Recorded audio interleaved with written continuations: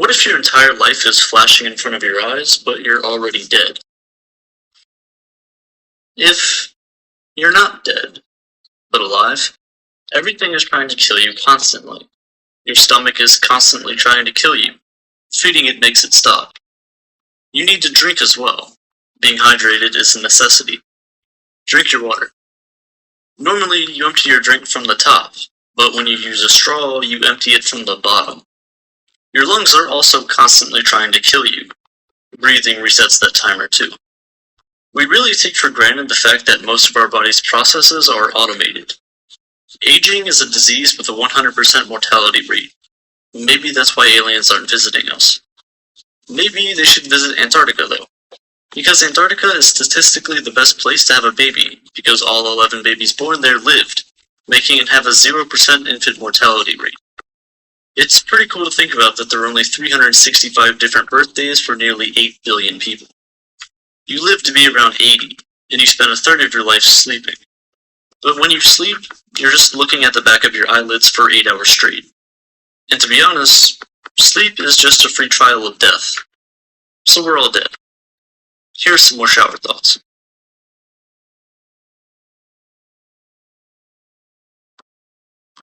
A lot of TV shows have those fake laugh tracks in the background, so you know when to laugh at the really bad jokes. But what you don't really think about is, for the really, really old shows, while you're sitting and watching and listening to it, you're also, at the same time, probably listening to a bunch of dead people laughing. Related, one day, there are going to be more dead people on social media than there are living people. If they still exist, Facebook, Instagram, Twitter, YouTube even, will be a graveyard of content and information from people who lived hundreds of years ago. It will become the biggest source of information for any event. You'll be able to see how people reacted to presidential elections, to the death of their idols, to the spread of new diseases, to everything there is. You won't be able to see how the world reacted to sliced bread, though. Bread is just a loaf of dough.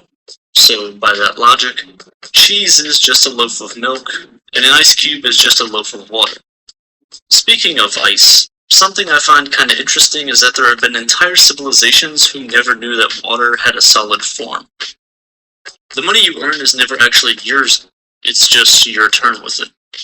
Everyone works to survive, and all of the money that you earn actually belongs to someone else. There's a lot of jobs and businesses that bank off of the fact that things in your life can go wrong. Doctors only make money because you get sick. Mechanics make money because your car breaks down. Lawyers make money because you messed up really, really bad. Like, maybe you robbed a bank. But if you do try and rob a bank, you shouldn't have any problems with rent or food bills for the next 10 years, regardless of whether or not you're successful. A jail and a prison are basically the same thing, but a jailer and prisoner are completely different. The company Bic is known for making lighters and pens. Both of these happen to be things that are frequently stolen, which is kind of a pretty good business model if you think about it. Teachers make money off of the fact that you don't know how to, add numbers together or speak a language properly. And speaking of language, you ever just take time to think about letters and words? They're weird and confusing, kinda cool. It takes more letters to spell the word short than it does to spell long. Also, all the E's in the word Mercedes are pronounced differently. When you say the word forward, your lips move forward. When you say the word back, your lips move back. When hurricanes form, the most dangerous part is the eye. It destroys everything in its path. It's right in the middle, which also happens to be where the letter I is in the middle of the word hurricane. It's kinda cool. Hurricanes are deadly. Everyone tends to talk about and consider the question that is, where do we go when we die? And it's a pretty good question. But no one ever asks, where are we before we were born? The world hasn't changed much over the past 700 years. Today we take pictures of food and put it on Instagram, and a lot of people get super frustrated by this. But during the Renaissance, people would sit around for weeks on end painting a table full of food.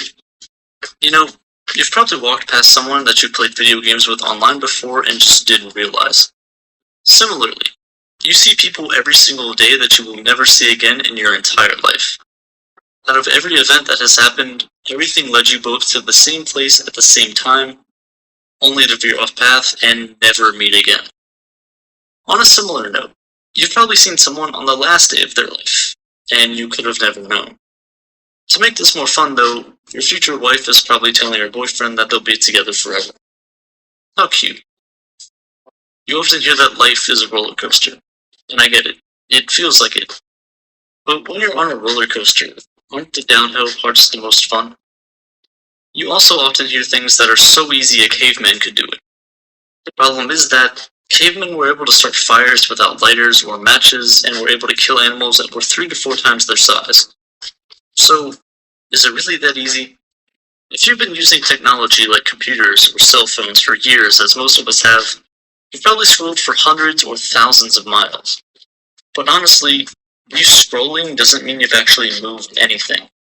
When you scroll on your phone, nothing changes except for the color of the pixels on screen. Nothing is moving, it just seems like it. When your laptop overheats, it freezes. No British king would have this issue though, because no ruling British king has ever used the internet. Before the invention of phones, the question, "Where are you?" was probably never asked. Eventually, when you're ordering something or sending a letter or something, you may have to put Earth as a part of your address. Maybe when you can live on the moon. You've seen more of the surface of the moon with your own eyes than you will ever likely see of Earth. Actually, if you think about it, about half of the universe is in your field of view at all times. But for now, humans are on Earth. But we're weird. And a little broken. Brushing your teeth is really the only time you ever clean your skeleton.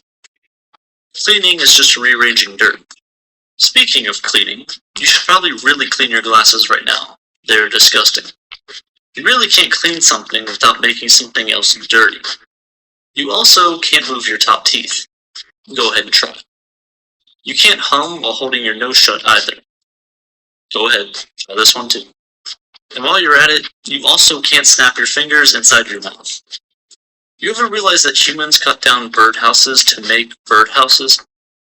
If you've ever clapped your hands before, you never actually stopped. There's just a really long pause between claps. We do have some redeeming qualities, I guess. We live a lot longer than most animals.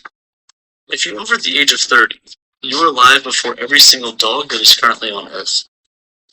We argue a lot, though, over really stupid issues, like whether or not we should eat other animals even though we are animals ourselves.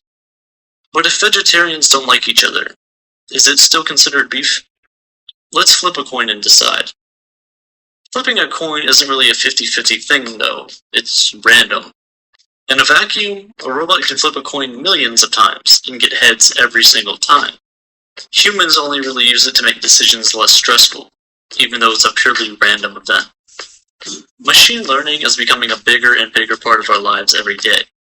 But you observe machine learning all the time. Your brain.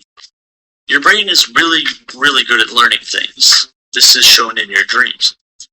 Your brain can recreate scenarios with people you've known for years and just have full-on conversations with them that your brain made up on the spot. Even with people you just met, and it can all feel so real. But no one has ever dreamt about popcorn. Until it happened. And honestly, the person who discovered popcorn had to be super confused when it happened.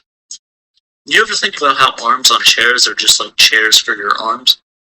Also, if two mind readers are reading each other's minds, whose mind are they actually reading? It's weird. But what's also weird is that blue is usually seen as cold, while red is usually seen as hot. But blue fire is hotter than red fire. It's likely that another kid is going to grow up in your childhood home, and have a lot of the same experiences that you did while growing up there. They'll use every room, toilet, staircase, and light switch that you did. But why are they called light switches? At the same time, they're also dark switches. Almost everything you have ever owned is still on Earth somewhere. Unless you're Elon Musk and send your car into space. All of the materials needed to create today's technology has existed since the beginning of the Earth. It just wasn't in the right form or put together yet. You're living in an age where you can be smarter than almost anyone in the past 2 million years. You can be smarter than almost all 100 billion people who have ever lived. You have the world's information at your fingertips. but you'd rather sit here and listen to me tell you what I think about in the shower. I'm flattered, really. But please get out of my house before I call the cops. This is red, and this is blue. But how can you tell what you're seeing as blue is the exact same thing as what I see as blue? We've named the colors to give us a way to communicate and reference them. But in reality, there's no way of knowing what you see is the same as what another person sees. Even with the small steps and the giant leaps we've made as a species, there's still a lot to learn about Earth, life, and the human condition. There's still everything we don't know.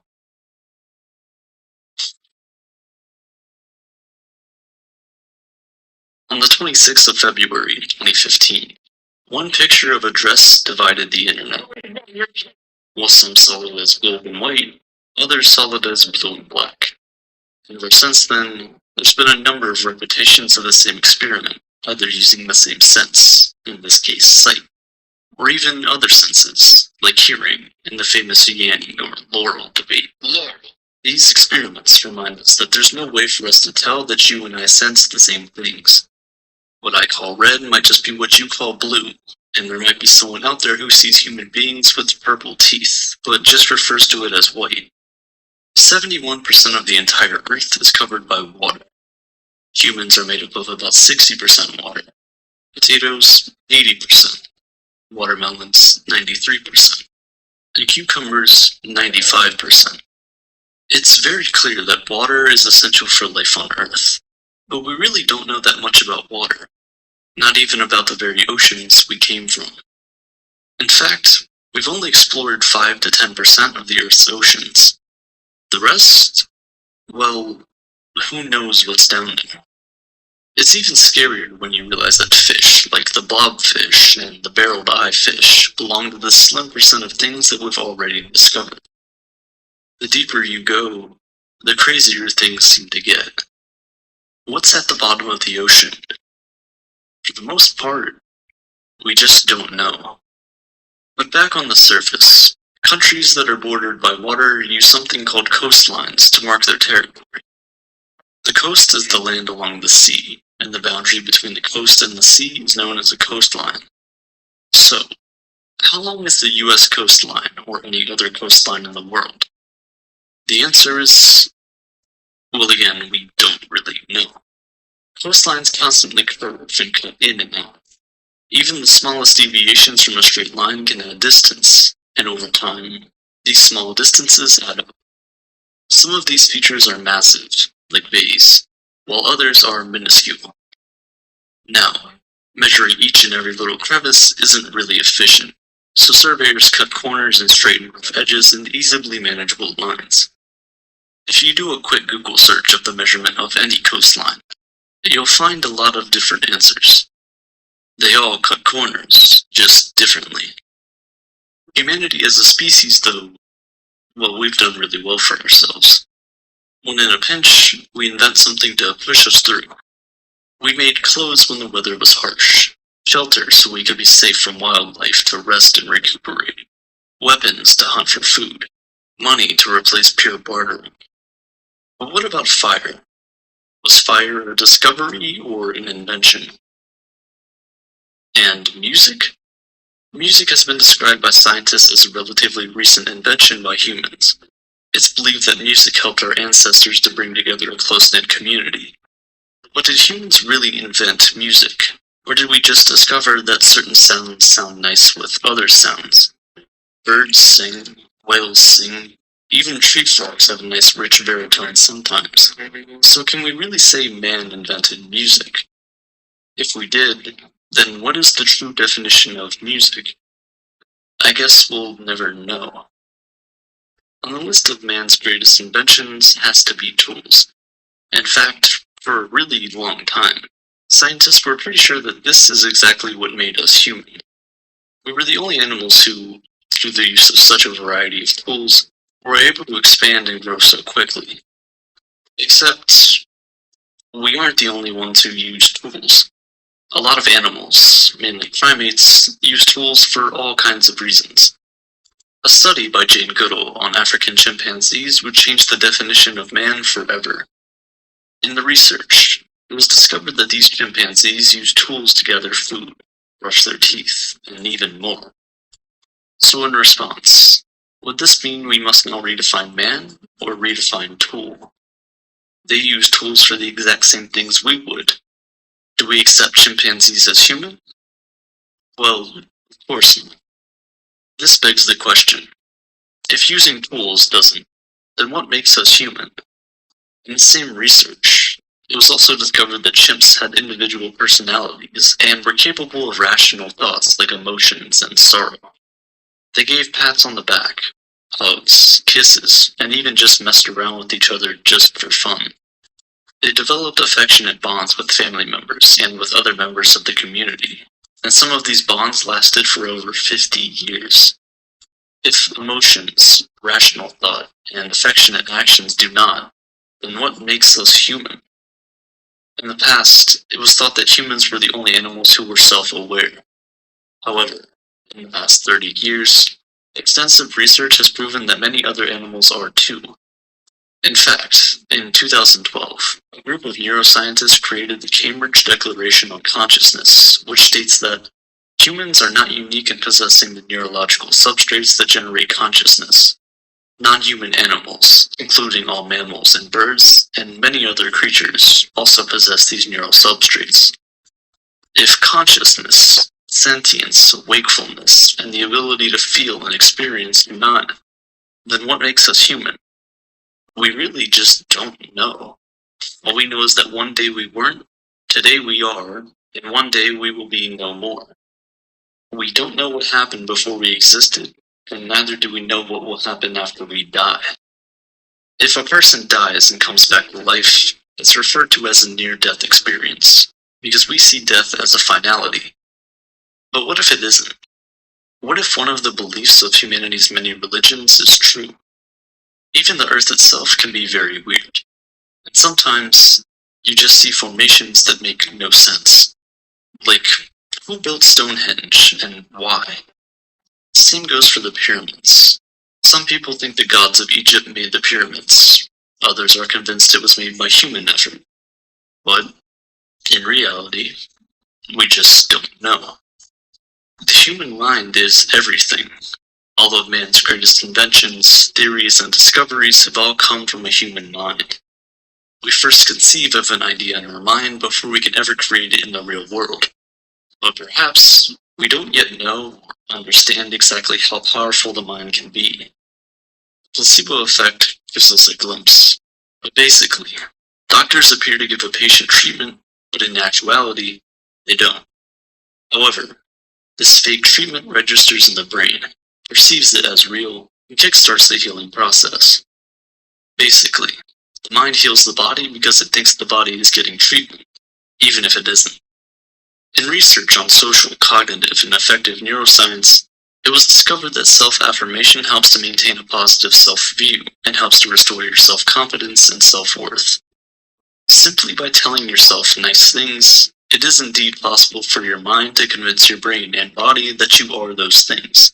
And these are just the things we know the mind is capable of. Think about everything we don't know. There are a lot of things we know about animals. Dogs are sweet and loving, cats can have an attitude, and the lion is apparently the king of the jungle, even if it lives in the savannah. Not everything makes sense, and we really don't know as much as we think we do. Going to space is one of man's greatest achievements. However, what space exploration has clearly shown us is just how small we are in the grand scheme of things. There are at least 2,500 other solar systems that have been discovered, but that number could go up to the tens of billions. We just can't know for sure. That's just in our galaxy, the Milky Way, and the Milky Way is just one of billions of galaxies that are out there. It's so incredibly massive that you just can't help but think, are we alone in the universe? And if we aren't, why hasn't anyone said hi? We have ideas, but as always, we don't know. And we really can't prove most things. A very fundamental question for nature is, what exactly is the universe made of? And why is there stuff in it to begin with? We know that almost all matter is made up from indivisible atoms. But why? Why do atoms exist, and where do they come from? When we die, what exactly do those atoms become? Everything else? At this point, you've listened to me talk for about 7-8 minutes. Time is persistent. For everything with mass, time never stops. We all know that yesterday is in the past, today is the present, and tomorrow is the future. But what exactly is time, and where does it come from? Even more confusing is, did humans discover or invent time? There are so many things about the world that we just don't know. And while some are deep questions like we've talked about, others are more, well, trivial. While watching the video of this person yawning, you probably also yawned. So even more importantly, why is yawning contagious? When we're happy, we laugh. When we're sad, we cry. But why? For a long time, it was believed that laughter was a social tool to show one another that we're enjoying what's currently happening. It was an evolution tool used to help enhance connectivity in societies. But if that was the case, then laughter should be unique to us humans, or at least primates. But it's not. Other social animals like dolphins and even rats laugh. So why do we laugh? Also, why do we cry? It's as if crying has emotional healing powers. Crying activates our parasympathetic nervous system and helps return our bodies to a normal, fully functional state. It's a good thing for your body. So why do we associate it with such sad things? We often cry after something bad has happened, but not really while it's happening. Is it a process that evolved solely for our brains to process emotionally painful things? Then again, we cry for happy reasons as well. So scratch everything I just said. Why are some people right-handed and others are left-handed? Why isn't everyone ambidextrous? Wouldn't that have made a lot more sense? We can have theories for many, many things, but they remain just that, theories. In actuality, proving theories as a fact of nature is a lot harder than you'd think. Many scientific theories are superseded with time, considered obsolete, or simply wrong. We used to think that Earth was the center of the universe. Then one day, we realized it wasn't. Then again, not everyone could accept the fact that their view of the universe was so wrong. I mean, there's a theory that as recently as World War II, the Germans attempted some advances under the impression that the Earth was hollow. So, it is very possible that mostly everything we do know about the world right now is wrong. Honestly, it probably is. We simply don't know everything about everything. And that's okay.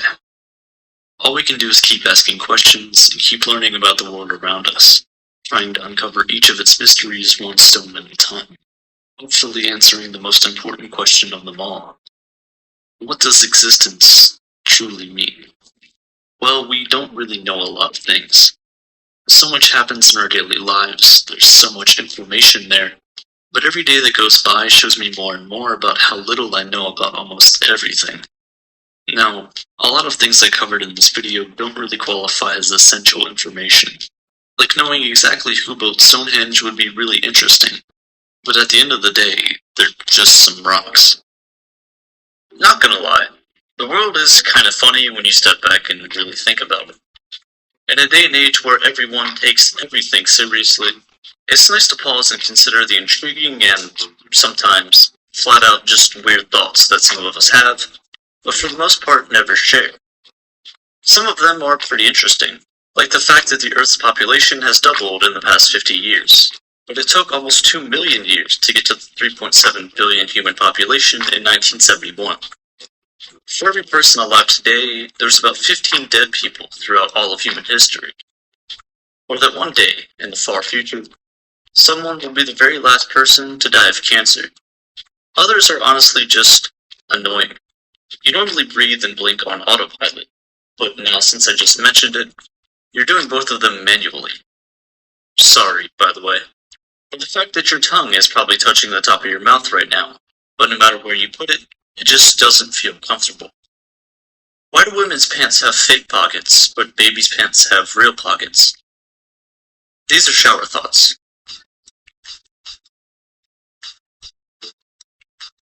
Whether you have these thoughts in the shower, or in the car while you're in traffic, or when you're laying in bed for hours at night when you just can't sleep, the location doesn't matter.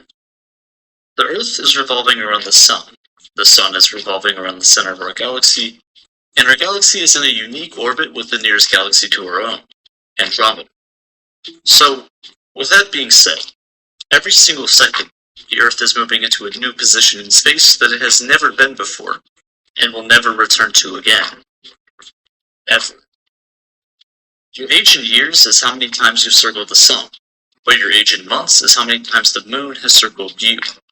If you could steal just a second of life from everyone on Earth, you'd be able to survive for nearly another 240 years.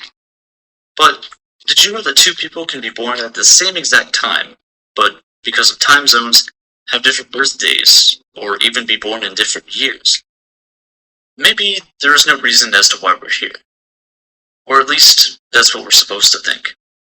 Maybe we're just characters in a universe-sized video game.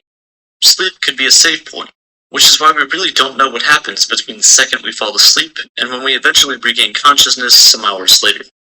We also trust our bodies enough to just go unconscious and continue breathing so we don't die. If you think about it, it's actually healthy and recommended to sleep for 4 months a year. But in order to bring us back, alarm clocks are made for the sole purpose of being annoying enough to shake humans into consciousness. You might want to smash it and break it, but don't. Every analog clock that no longer works actually shows the time on it where it died. If you order a new clock to be delivered to you and it arrives safely, your time has arrived. Speaking of being conscious humans, there's a lot that goes on inside our bodies. Your brain makes your heart work, and your heart makes your brain work. It's really quiet given the things that are going on inside us right now. Like, imagine if you could hear blood gushing through your veins, or if every time we blinked, it made a noise. But wait, if everyone on the planet blinked at the same exact time, nobody would be able to tell that it just happened. We have eyes to see, we have a nose to smell. We have ears to hear and hands to feel, and we have a mouth to taste. But is this every sense that there is? Could there be other senses that we just can't perceive because we don't have the means to? We just haven't evolved to need them because it's not needed on Earth. But what about on other planets? When we colonize Mars, will the far future humans evolve to have different senses than we do today? Evolution is an interesting idea. The voice inside your head has also evolved with you over time. Do you remember if it was the voice of a kid when you were younger? If you heard your 8-year-old voice today, would you recognize it? Being able to record things digitally is something that we all overlook. We view old writing like the Wealth of Nations, or the Bible, or the Epic of Gilgamesh, and we see them as some of the most influential pieces of writing to ever exist. But in the year 3000, we'll be able to look back at 1,000-year-old videos and recordings just like we view old writing today. If you're watching this, by the way, hello. But due to deepfakes and people getting really good at editing and faking things, there's only going to be a very brief period in human history where videos can actually be trusted as evidence. People see glasses as a sign of intelligence for some reason, even though we all failed a test in order to get them. But you know, Antarctica is probably the smartest and most educated continent on Earth, considering it's populated almost exclusively by scientists. Science has taught us a lot about the universe, about the planet we live on, and even what goes on inside our bodies. One of the most interesting things that we figured out, though, is that the brain is the only organ that knows it's actually an organ. And on top of that, it actually named itself. But the brain takes time to process information. It's very quick, but not instantaneous. So technically, your body is living ever so slightly in the future.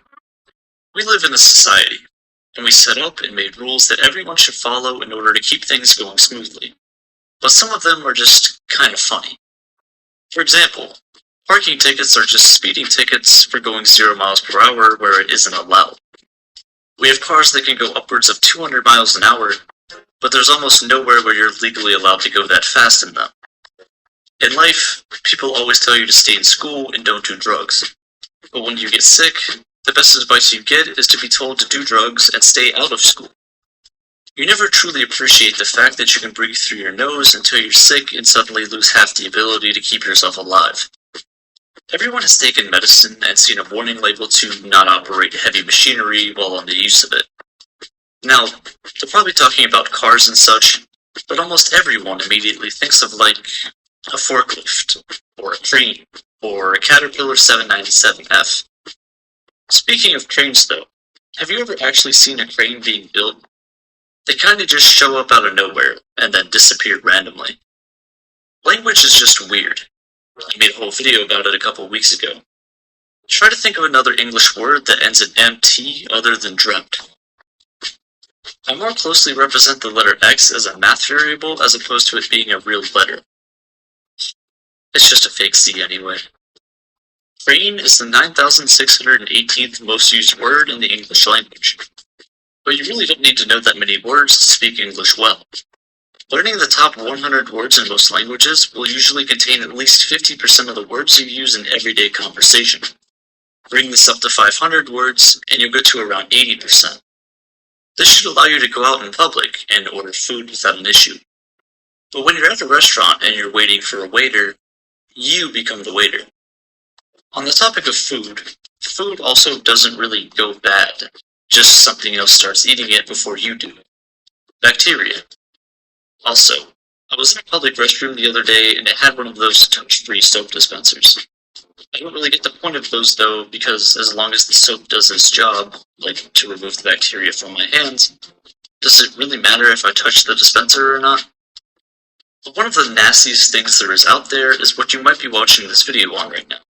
A phone.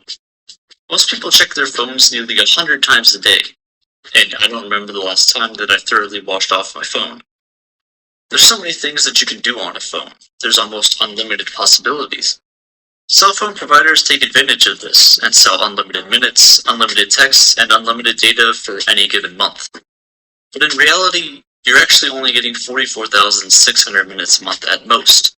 So they're kind of lying, but not really. There's about 730 hours in a month. If you work a full-time job, you're going to be working at least 40 hours a week, or 160 hours a month. It's all worth it though, whenever that check comes in. But sometimes, you spend money you don't have.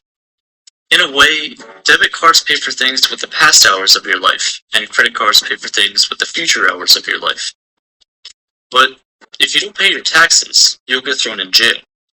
But jails are typically funded with taxpayer money. So if you go to jail for tax evasion, you're living off of taxes because you didn't pay taxes. Taxes are like a subscription fee to your country that you can't cancel, even if you don't like the service. The only reason we want or feel the need to make money is to get rid of all of it in the end. For a very brief second, every 19-year-old is the oldest teenager in the world. In the same way, every single person alive was, at one point, the youngest person in the entire world. But even more interesting than both of these is the fact that, for the smallest period of time, you were exactly pi years old.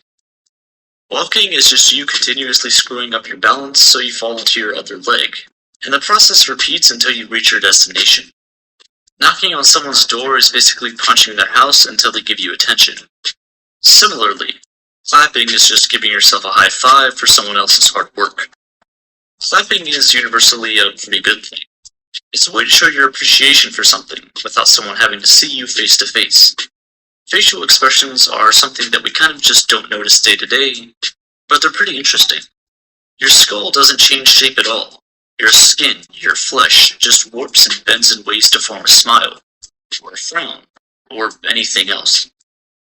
Actually, you've never even truly seen your own face before.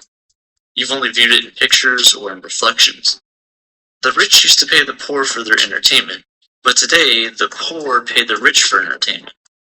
Now, you don't always pay, like YouTube is a thing, but YouTube itself is older than some people watching this video.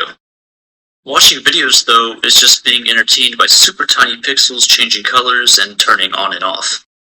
So to be honest, existence is just really weird. There are only 2 days in your entire lifetime that aren't 24 hours long. the day you're born, and the day you die. As everyone knows, death is the end of, well, everything for you. It's when all the body's vital functions stop permanently. Stops beating, your breath ceases, you lose all brain activity. Their heart is failing, and the body is now experiencing circulation changes. Their heartbeat is becoming fainter, and their skin no longer radiates like the summer sun. The pale gray blue of winter starts to take over, most visibly on the knees, hands, and legs. Their breathing becomes erratic. Sometimes it's slow, sometimes it's fast, sometimes it's faint, sometimes it's loud. Chain Stokes is happening now. They take several breaths, then a long pause with no breathing at all. And just when we think they're gone, they gasp and take yet another breath. They're not there yet, but they're close. In a few hours, they'll take another long pause. Then, there will be no gasp to break the silence. When most people are about to leave us to the other side of life, they claim to feel a sense of readiness, like they're wrapped around Mother Nature's arms, similar to the feeling of a baby in their mother's womb. There's a sense of comfort, a sense of completion, a sense of peace. People are often well aware of what is coming next, and can even hold on for something significant to happen before giving up the ghost. You might wait for your mother to come so you can tell her you appreciate everything she did for you as a child. Perhaps place a call to a friend to tell them you forgive them for everything they did wrong to you. Or maybe you're waiting to hold your kids in your arms again, or kiss your partner on the cheek one last time. When death comes knocking, we often already know who's at the door. We prepare ourselves and ready our houses before walking out the door, locking it, and throwing out the key. As we walk out the door, we gradually become confused. We slip into an unconscious state one last time as we draw the curtains to what our life was. As we walk out the door, we gradually become confused. We slip into an unconscious state one last time as we draw the curtains to what was our life. We die. Everything that happens up until this point, we know and understand. But everything that happens afterward is still a complete mystery to us. The craziest thing about death is that we often describe it as irreversible. What is dead will stay dead. But there are thousands of people out there who have been medically described as dead, but have come back, carrying with them tons of incredible stories. We call these near-death experiences, because again, we believe if it was actual death, they wouldn't be alive to tell the story. But is that true? We might just never know. There's a wealth of information out there with regards to near-death experiences.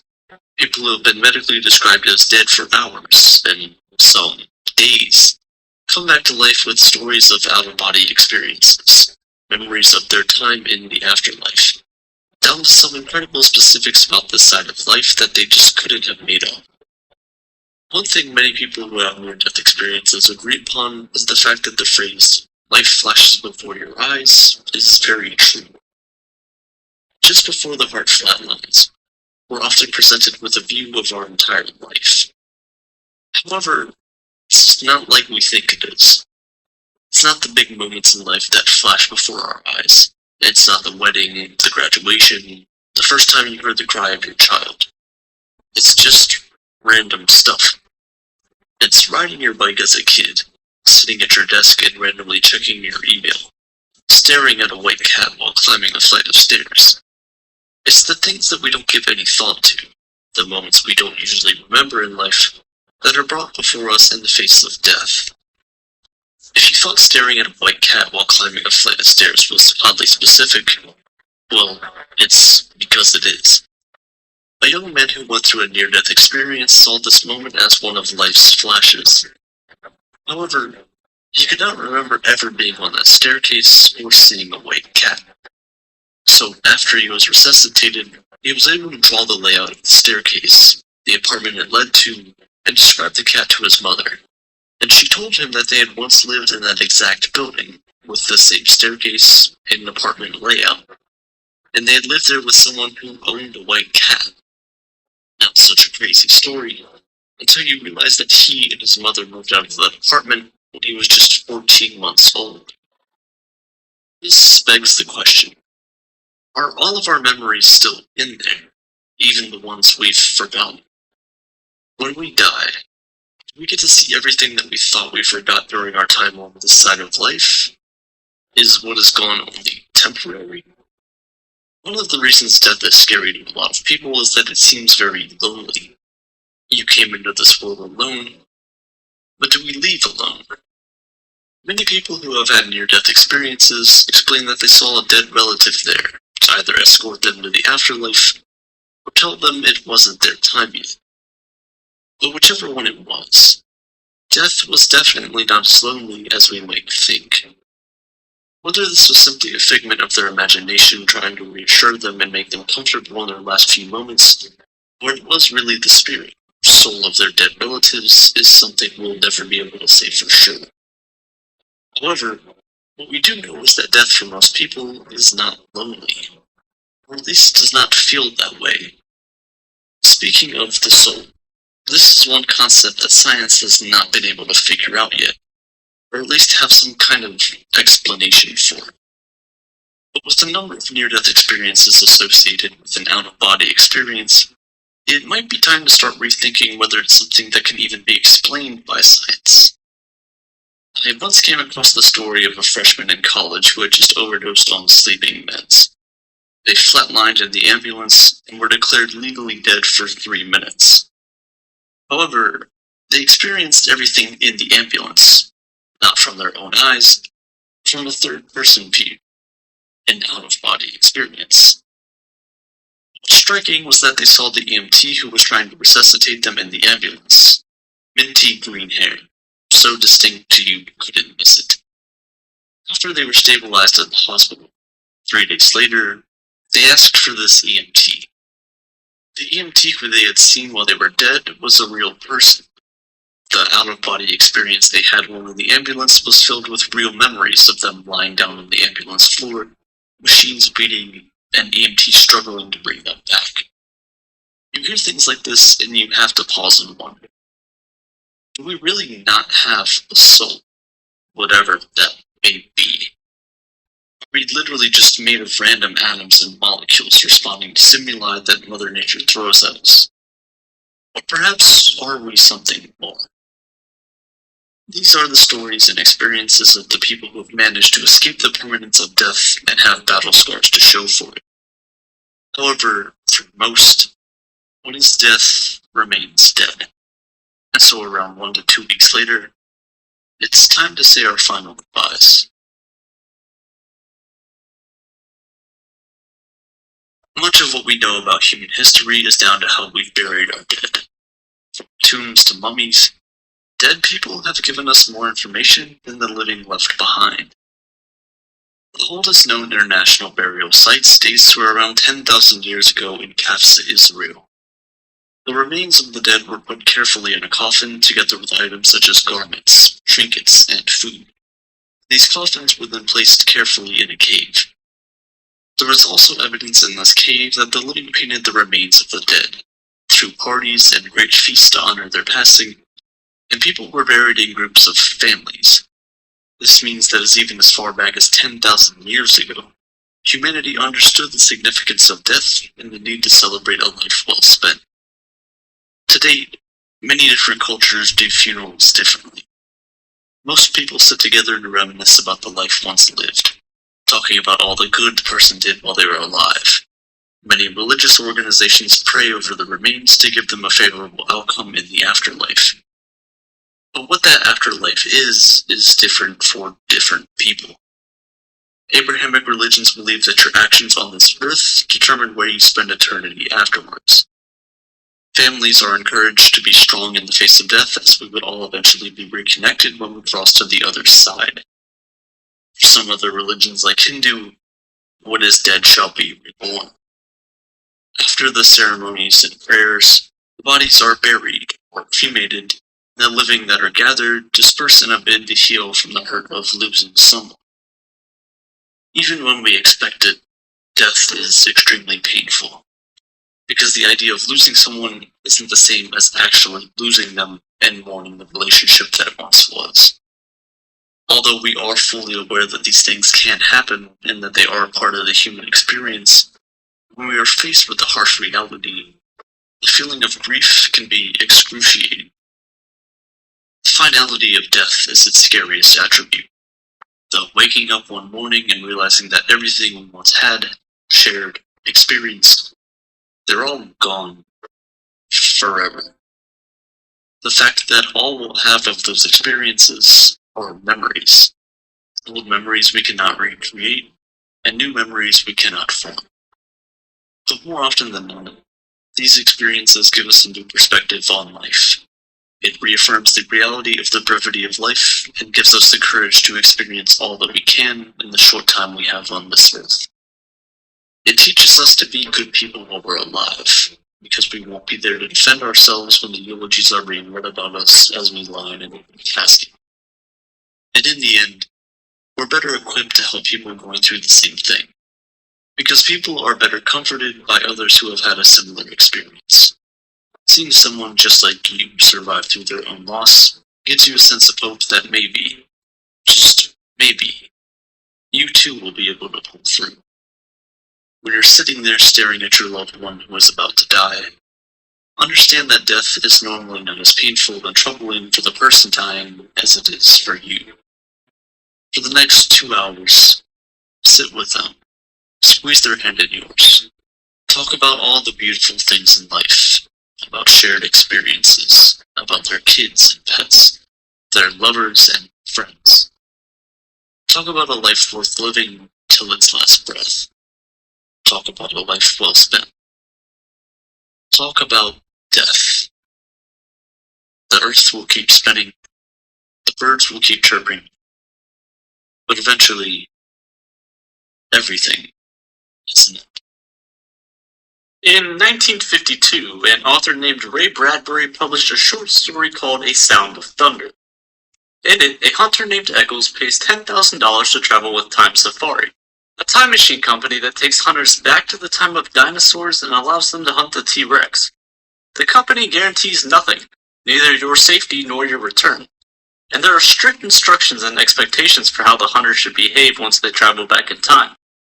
When they travel 60 million years back in time, they notice the path that has been laid by the company. It floats 6 inches above the earth and is the only path that the hunter should travel upon. They cannot touch anything during their stay in the past, and they are only to shoot when told to. Interrupting any of the natural processes in the past could have irreparable repercussions for the future. Step on a mouse, and you leave your print, like the Grand Canyon, across eternity. They're very careful with leaving the past just as it was supposed to unfold. The T-Rex that they were supposed to kill was going to be crushed by a tree only seconds later. It was going to die anyway. Eccles, however, is terrified and runs back to the time machine through the jungle and waits for the others. But once the rest of the crew returns, they notice the mud on Eccles' boots. Against their better judgment, they allow him to return with the crew back to present day. When they exit the time machine, the crew checks in with the man behind the desk to see if everything is okay, and the man tells them it is. The man, however, is acting a bit different from before they left. There's a strange smell in the air. It's faint, but it's there. The sign on the wall is different. The words were spelled differently. Eccles sits down and checks every inch of his body for things he could have ruined. And on his boot, caked in the mud, he finds a butterfly. Beautiful and dead.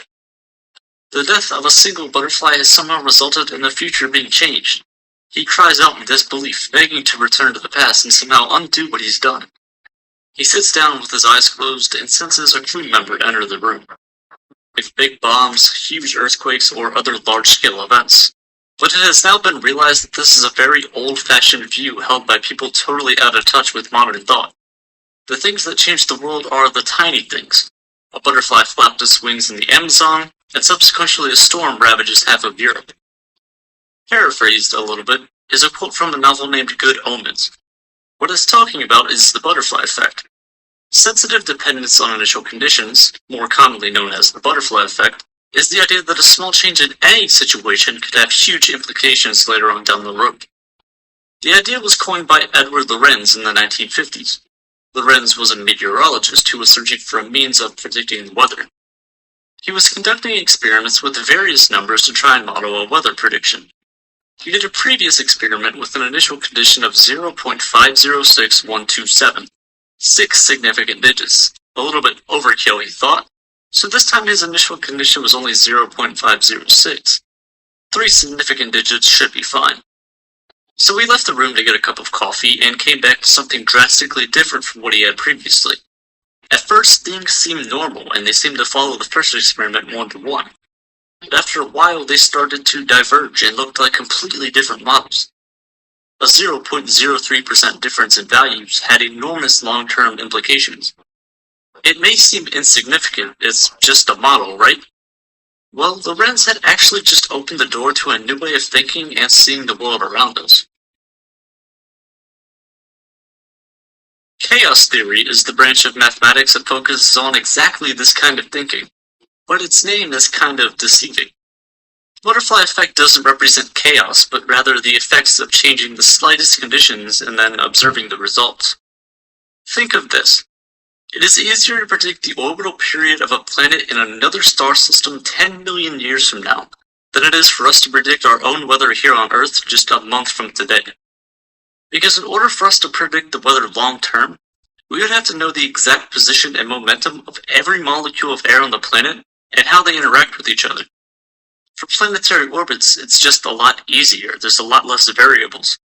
Any university physics student could probably calculate it. As for the weather, butterfly flapping its wings creates a minuscule and almost unnoticeable change in atmospheric pressure.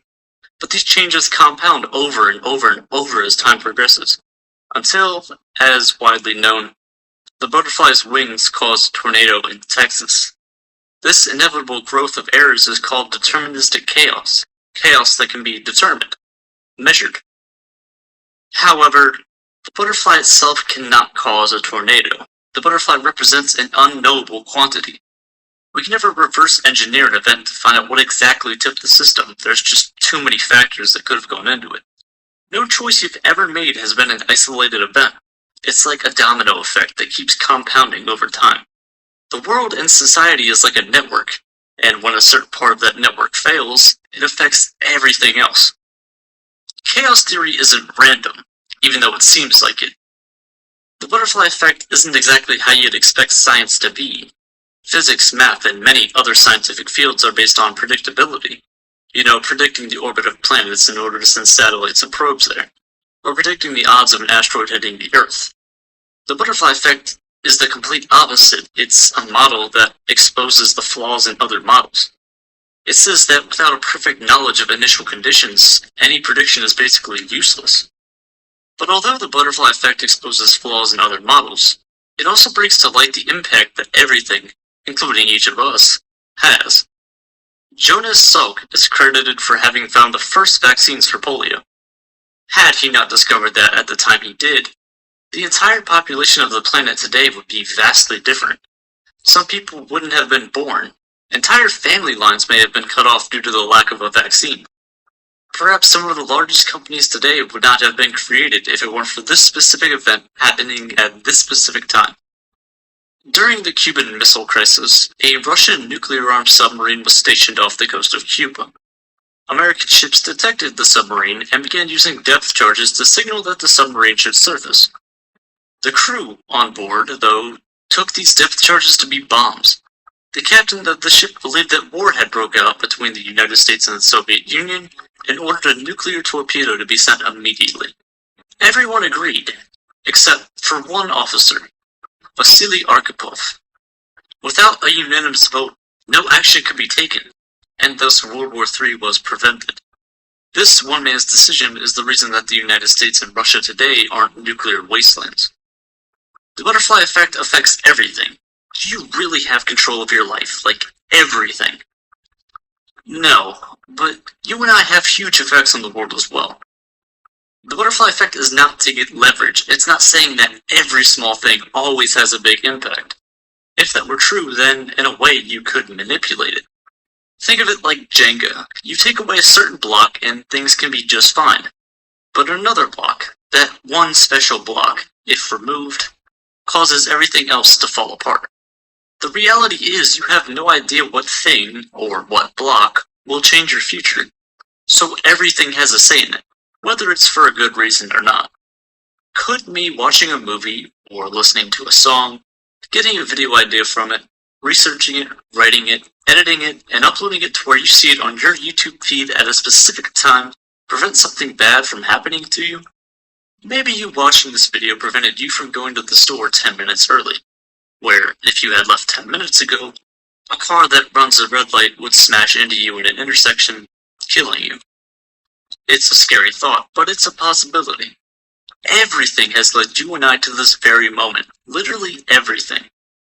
Because the universe exists, because the universe is expanding, and because the temperature of the universe was just right to the point that stellar nurseries can form stars, without those stars, we wouldn't have supernovas. Without supernovas, we wouldn't have iron. Without iron, we couldn't exist. Every day you breathe, I hope, and when you exhale carbon dioxide. This carbon dioxide, through the help of plants and photosynthesis, creates more oxygen. Oxygen that people hundreds of years from now might breathe. Everything you do, no matter how small it is, will change the future in one way or another. People who lived hundreds of years ago have had an effect on the world as it is today. The things you do today will ripple throughout time. The small things you create today can be the big things that the next generation builds upon. In a way, you can live forever. So the next time something big happens in your life, just think, it didn't happen by accident. Just as the butterfly effect suggests, everything you do today will change your future drastically. Skills you learn today could come in handy in ways you could never expect 10 years from now. Just like the fractals we talked about, one small random action can have serious implications down the road. Like, when you scratch something out of your notes, you're just noting to yourself that that note no longer needs to be noted. And like, why do horrible and horrific mean the same thing, but terrible and terrific mean the opposite? To make matters worse, the phrase "this blows" and "this sucks" are both opposite and identical at the same time. A lot of our phrases don't even make that much sense to begin with. Slow and steady wins the race works for a lot of things actually, but the one thing it doesn't actually work in is in an actual race. Being on thin ice with someone is mostly a bad thing, but breaking the ice is usually a good thing. People usually put gone but not forgotten on their tombstones, but for most people, after like 3 or 4 generations, that's really just not true at all. If anything is possible, then isn't it possible that some things are impossible? In the same way, I guess, people say we're not perfect. Doesn't that make us perfect at not being perfect? I'm just gonna confuse myself if I keep going. Why do we have fingertips but not toe tips? Like we can tiptoe but we can't finger tip? You also don't really know how the word red is red, unless it's red. And the more I light my lighter, the lighter my lighter gets until it's too light to light. The word separate is written all together. The words all together are written separately. Extraordinary and extraordinary are antonyms. You know, it's crazy what a single space can do. But remember, every single time you press the spacebar, there are 6 million other people pressing it at the same exact time as you are. Speaking of space, in the last Shower Thoughts video, I mentioned reality television. I double-checked this too, and yeah, it still sucks. Don't you think a really good show would be flying flat earthers into space and watching them react to it? Sure, it'd be expensive now, but in like 20 years, maybe not so much. If you made it to space, congratulations. You're casually floating around in the void. Now if you just randomly started peeing, you would actually cause an acceleration. It works the same way that a rocket does. This wouldn't work if you're dehydrated though. Drink your water. But even then, we don't buy water, we rent it. We use it, then return it, it's cleaned, and then sold back to you again. Life is crazy. In other water-related news, fire trucks are just water trucks. You know, shout out to water.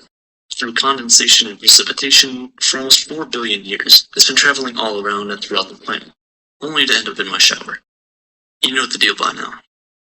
These are shower thoughts. It's changed a lot over the course of history. There are people alive in their 90s that were born before the world's population hit 2 billion. When the world's oldest person, King Tanaka, was born 117 years ago, the global population was just 1.6 billion. In just one person's life, we've gone from 1.6 to 8 billion. Countries are constantly changing. The majority of superpower countries in the world have been around for thousands of years, and most of the cities in the world are probably older than the countries they're in. If you're 25, you've been alive for over 10% of the United States' history. That's kind of insane when you think about the position the country has gone through over the past 250 years. The good, the bad, and even the ugly. Okay, maybe a lot of ugly. Anyway, they say it takes 10,000 hours to master a skill, but I've been alive for way more than 10,000 hours, and I've yet to master the skill of life. When you're a kid, you think adults somehow know everything and have their lives together. But once you grow up, you realize that many people genuinely have absolutely no clue what they're doing sometimes. Also, when growing up, you realize how absurd daily life is. We paid the zoo to look at a bunch of stolen property, most of us have dead bodies in our freezers, and your lap only really exists when you're sitting. When you stand up, it just becomes your legs again. I don't make the rules, okay? Life is frustrating. And something that's been frustrating me lately more than usual is that we have wireless chargers that are actually more restricting than just normal wired chargers. It's fine though. No one is texting me anyway. Most of the time, having the last word in an argument means you've won. But if that argument is over text, getting left on red kind of feels like you've lost. Oh, and by the way, if you didn't know, your fingers don't have muscles in them. Whenever you move your fingers, your palm and forearm are doing 99% of the work. Your handwriting is actually just your hand accent, so I guess slurring your words when you speak is just talking in cursive. Remember though, you don't get paid on how hard you work. You get paid on how hard you are to replace. Life isn't fair, but at least we're trying, right? Birth certificates are usually the first participation award people get in life. It's kind of weird welcoming a child into the world, since they've already been here as long as everything else has, just in a different form of matter. I guess it's just like celebrating the temporary collection of atoms that make you, you. Wow, I think I actually just described birthdays, what? Death certificates are pretty much like saying, thanks for playing. We pass the anniversary of our death every year without knowing. Who knows? It could even be today. Death is a movie. Nightmares are just the trailers. They say that life flashes before your eyes when you die. So what if every time you blink, you're actually just taking screenshots to show yourself before you die? The last person in your friend group will go to all of your funerals, but no one will go to theirs. Don't feel sad though. This just means that they're the last friend to hatch their skeleton. Most video games prevent you from sleeping when danger is nearby. Think about that the next time you can't fall asleep at night for no reason. Remember everyone, if you can't sleep, just know that if you lay down with enough force, you'll fall asleep instantly. Are you scared of heights? A lot of people are, and miss out on things like parachuting. But there's no reason to worry. If your parachute doesn't open, you have the rest of your life to fix it. You're not afraid of falling, you're just afraid of hitting the ground. You don't really know that you've forgotten something until you can't remember it. Think about how many things you've actually forgotten. Oh, wait, you can't. But, speaking of forgetting things, the center of gravity is the letter V, and it's pointing down. And, I couldn't fix that parachute. You're a murderer, you know that, right? You've murdered trillions. Bacteria in the shower. Fun fact, cannibalism can solve both the issues of overpopulation and world hunger at the same time. 2 birds with 1 stone. Alright, so plastic dinosaurs are made of plastic, and plastic is made of oil. And oil comes from fossil fuels. Actual dinosaurs. So technically, dinosaurs never left, we're just turning them into plastic. We've always been told that an asteroid killed the dinosaurs. But what if the asteroid was just a spaceship, and we're the aliens? Take Me to Your Leader is just the alien version of Let Me Speak to Your Humanity. For some reason, we've been pretty much branding aliens as Karens all along. We've been looking for extraterrestrial life for decades, but we can't really find anything. Most of us just completely dismiss UFO abduction stories because, well, they're usually insane and made up. An animal who was captured from the wild and studied by human biologists would probably tell the same story. Because of this, life is seen as rare. But think about it. The rarest animals on Earth might not actually be rare. They might just be really good at hiding from us. It's the same principle. Now that I mention it, the principle of YouTube itself is interesting to say the least. It feels like whoever you're watching is talking directly to you and you never think anything of it. But in reality, I'm here in my room by myself, talking to myself. I'm lonely. Everyone loves to comment first like they're proving something. But if you really want to be special, being last is a lot more impressive. I can understand it though. The first person to do anything is usually the one that's remembered for it. But since we don't remember pretty much anything from when we were babies, can you even remember the first time you started gaining consciousness?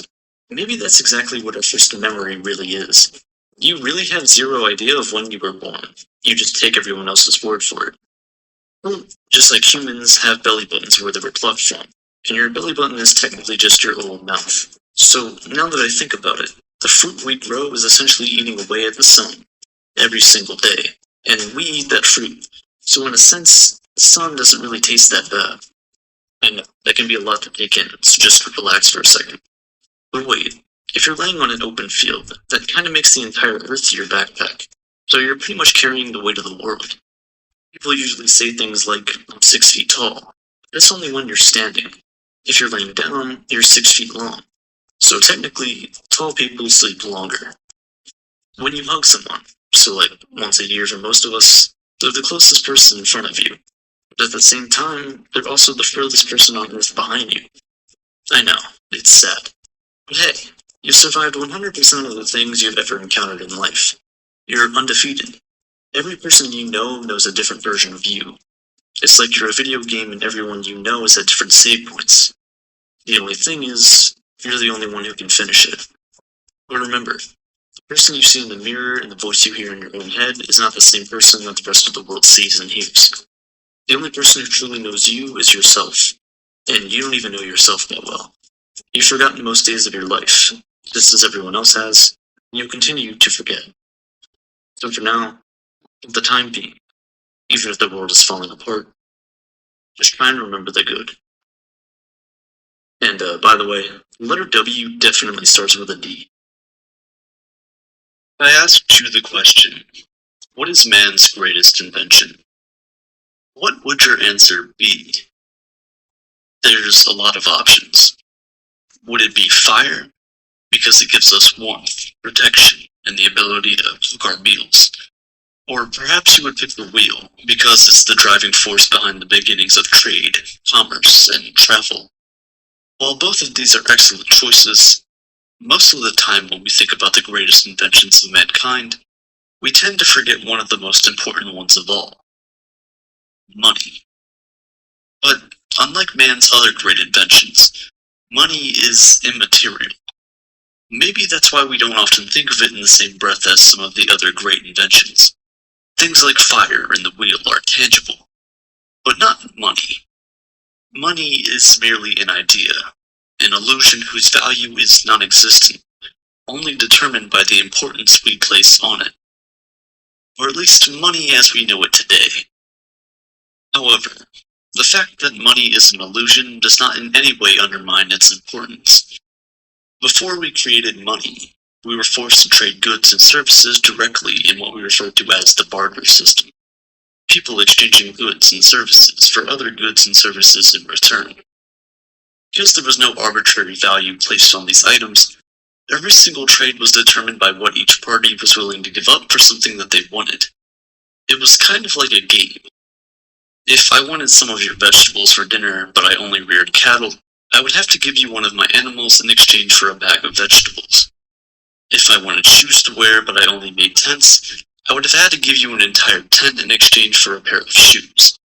And immediately you can already see one of the major problems with this system of trade. It's the asymmetry. As a tent maker, there's no way I wouldn't feel cheated having to exchange an entire living space for simple footwear.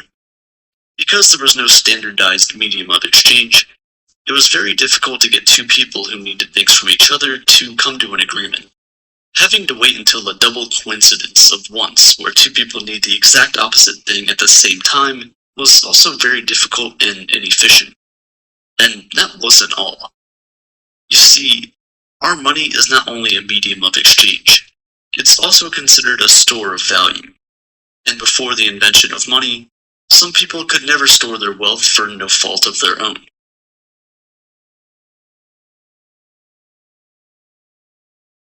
Think about the farmer who sells tomatoes and the man who makes tents. The man who makes tents can create an entire village of real estate and barter it out with anyone who needs a place to rest their head all year long. And he would probably cash out on that. But the farmer who sells tomatoes can only barter when tomatoes are in season. And because tomatoes are perishable goods, he cannot keep them for a long period of time. So, although he would be putting in the same effort into his business as the tent maker, there's absolutely no way for him to remain wealthy all year long. There's also the problem of having something that only very few people want. Nowadays, when starting a business, you're often told to find a niche, a small group of people who are very interested in what you have to offer. Before money was a thing, that advice would have you left with nothing worth bartering. The people who had the most were those who owned things that everyone wanted. Things like weapons, animal skin, and salt. But then since everyone knew that everyone wanted these things, they started buying them even if they didn't need them at the time, just so they could trade with them later. And so commodity money became a thing. People would exchange goods and services for the most common items, like salt or weapons, and just use that to trade for what they want from someone else. From salt and weapons to tiny collectibles like shells and beads, humanity had found a better way to trade and transact. Instead of exchanging goods and services for goods and services you may not need at the time, you can exchange your goods and services for arbitrary objects to act as placeholders of value, an IOU. After that, you can use these placeholders to get goods and services you actually want from someone else. The idea was brilliant, so brilliant that the entire world slowly moved away from the barter system to the money trading system. But there was still one problem with this medium of exchange. You see, for money to be worth anything, it needs to be scarce. The more available something is, the lesser its implied value. That's basic economics. If everyone can get their hands on something, it can't be worth that much, right? So things like sand or shells that you could easily pick up on any beach weren't really a good measure of value. As a result, around the year 770 BC, the first metal coins were created in China. As a sort of homage, the Chinese made miniature versions of the tools that were once regarded as currency. They made the coins circular so that it was easy to reach into your pocket and take them out without hurting your fingers. Then they cast the coins in bronze. This was it. Money was finally worth something. You couldn't just go to a beach somewhere and pick up bronze. It was scarce. It had value. At this time, money wasn't yet an illusion. The value of a coin was determined by the value of the metal the coin was made out of. If you had a coin that was made from 1 gram of gold, it was worth 1 gram of gold. You could easily measure it and see for yourself that it is, in fact, 1 gram of gold. However, kings and rulers quickly discovered the power of money. They realized that the more of these tiny precious metals you had, the more power you could control. And so in 600 BC, Alyattes, king of Lydia, created the first official money mint. He created the coins using a mix of silver and gold, and stamped an image on the coin to act as denominations. Now people could easily tell the value of the piece of metal they were holding simply by looking at the picture on its face. But the kings of the world wanted more money, and precious metals were too expensive.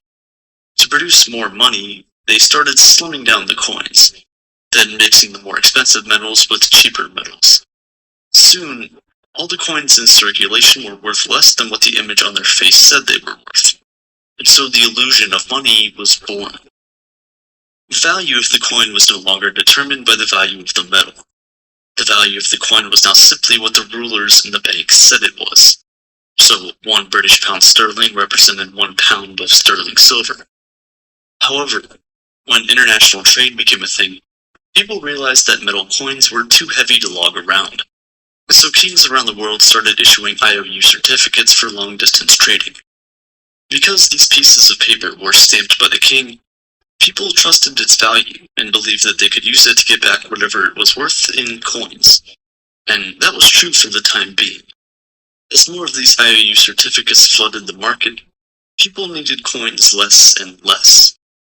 until finally, the paper was worth what we believed it was worth, even if we no longer exchanged it.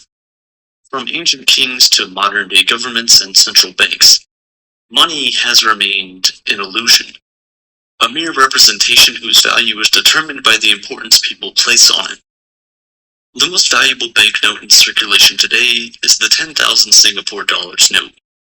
Although not being produced anymore, this single piece of paper, worth 7,345 US dollars at the moment, is still regarded as a legal tender. So you can still use it to buy things, valuable things like houses, cars, and even metals like gold. The banknote itself costs less than 20 cents to produce, but the illusion of the fiat currency system means it's as valuable as 120 grams of gold. Fiat is the fancy word we use to describe the modern-day illusion. It's a Latin word that translates to "let it be done." It's a decree by the government that, in the case of money, determines what its value is and enforces it as legal tender. The illusion of money is one that we never really think about, but just like the kings of old, the governments of today understand the power of money and, as always, want more of it. They know that the more of these pieces of paper you have, the more power you have. So what do?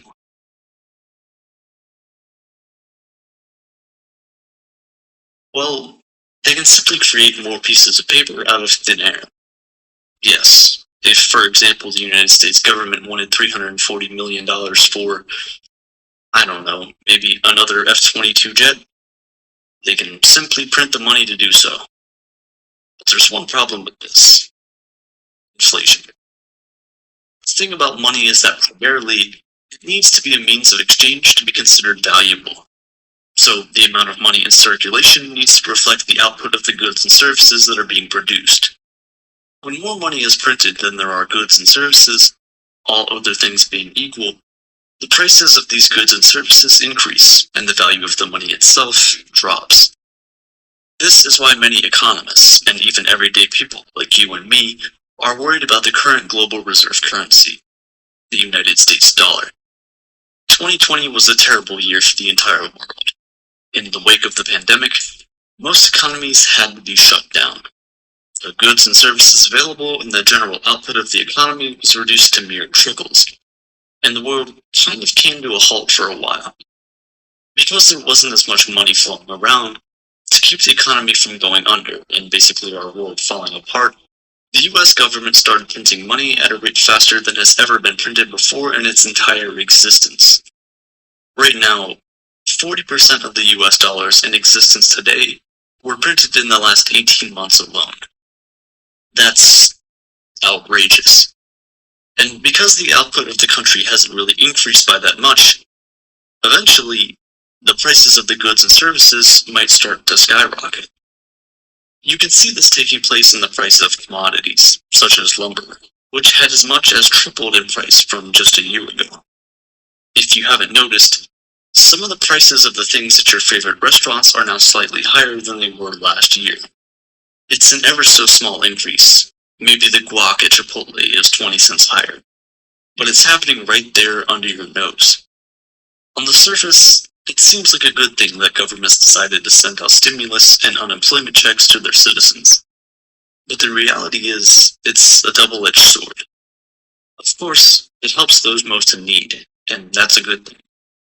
We're at the point where, because of inflation and a slowed economy, people really aren't able to get the right jobs at the right times. But sometimes it's not even because they don't want them, but because it's simply worse than the alternative. For example, in the United States at least, if you're a waiter or waitress, you aren't required by law to be paid even minimum wage. Some are literally paid $2 to $3 an hour, with the rest of their income coming from tips. But with a lot of restrictions and rules in place around the country, and not as many people going out, there's less customers. Less customers with less money means less tips. If your employees aren't making enough money, they're going to quit. Simple as that. If your business doesn't have employees to help you run it, you're going to go under. It's a domino effect. But what can you even do? When you can earn more money from unemployment and stimulus checks than you would from being employed, why even look for a job in the first place? You see, the Federal Reserve of the United States is a very sneaky way for the government to essentially create money out of thin air and pump it into the economy without people thinking too much about it. Before 2020, the United States was $29 trillion in debt. It's an unbelievable and inconceivable amount of money to even begin with. This debt is obtained in the form of bonds and treasury notes, which are basically just pieces of paper that say the government will pay you so-and-so amount plus interest. Right now, a 10-year US Treasury bond will return you about 1.23% on your investment at expiry. So if you put in $1,000 today, you'll have made $12.30 by 2031. That sounds terrible already, but to add icing onto the cake, it doesn't even keep up with inflation, which is targeted to stay around 2% a year. It's a lot higher than that, but that's for another time. By investing in government notes of your own country, which issues the currency you use every single day, you actually lose buying power over a decade. It is weakened by the day. But regardless, banks, businesses, and individuals around the world buy these bonds and treasury notes, and the government uses all that money it gets back how it sees fit. However, when it's time for the government to pay its debt, all the money they made has already been spent. So they buy back all the treasuries and bonds, but only from the big financial institutions, and then pay them back with new money created out of thin air. Since March 2020, the Federal Reserve has bought back over $1 trillion in bonds, and is planning to continue to do so for the foreseeable future. With all the new money pumped into them by the government, banks can now give out more loans to people, earn more interest, and help grow the economy.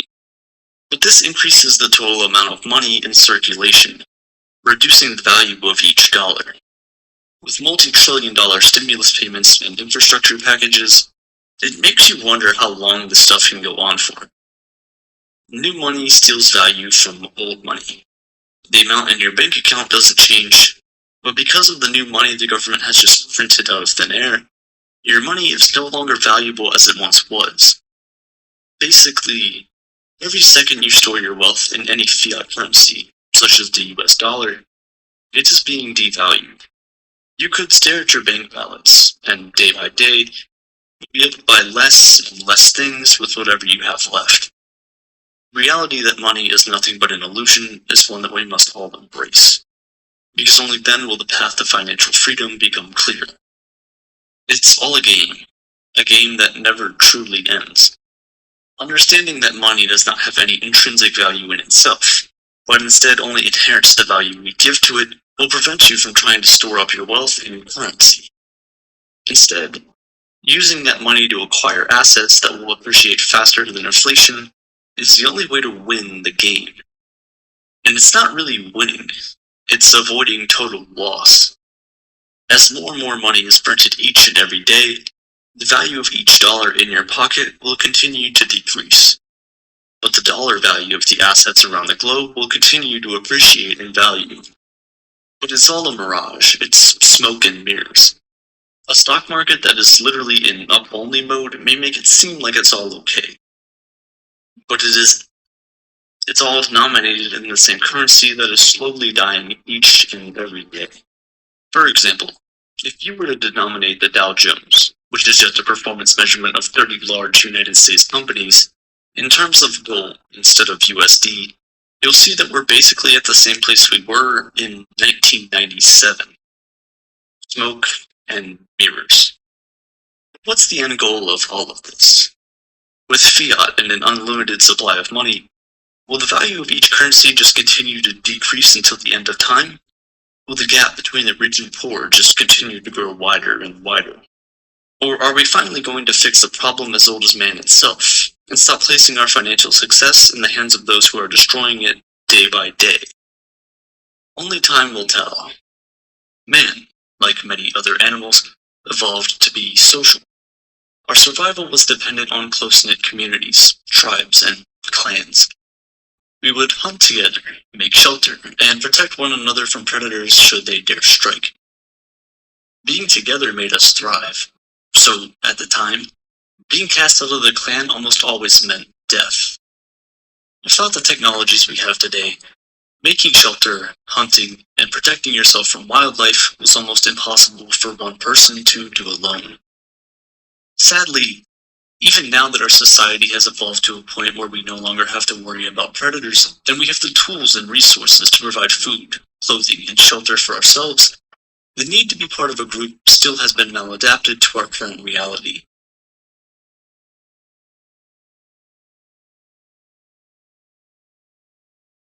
Then we were scared of being left out in the cold.